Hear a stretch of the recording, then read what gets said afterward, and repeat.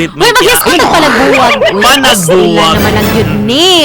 Mga idol, gikumpirma na yun ni mong sikat ka actress nga buwag na sila sa iyahang non-showbiz boyfriend nga usa ka Swiss-Italian idol Boyki.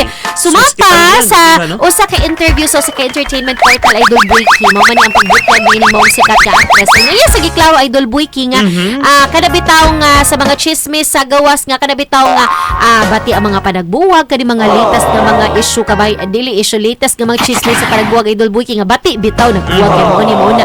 Pero sumapa ani mong sikat nga actress nga sakit man nga wala magpaday ng ilahang hapit mo 5 katuig na lang nga relasyon. Apan sumapa niya nga okay ra sila kay mutual man ang desisyon idol Boyki. So nagkasabot silang duha no nya sumapa gani idol Boyki sa na nagpamatuod no nga okay ang dagan sa ilahang relasyon isip man naghigala no. Gibutyag ni ini nga magbisitaan gihapon ang yang ex-boyfriend sa ilaha maskin pa man og buwag na sila idol Boyki. Sana all ingon ana diba? Ikaw Boyki pwede ba nga friends ka sa imuhang ex? Ikaw, Mikey. Ibalik na ko pangutana, Mikey. Hala ako nagtabi diri kay gupangutana mo jud mo. Parang ako, Mikey. Okay ra gid na. Mo. Mikey, okay ra na, Mikey. Okay ra na siya. Okay ra gid na. Basta imong purpose, imong magbalik. Kaya kasi nung nagpa-friend na kanya. Di, what if na kay imong bago? Di naman mga healthy, mature nga mga relationships. Storya na na. Bok-bok na.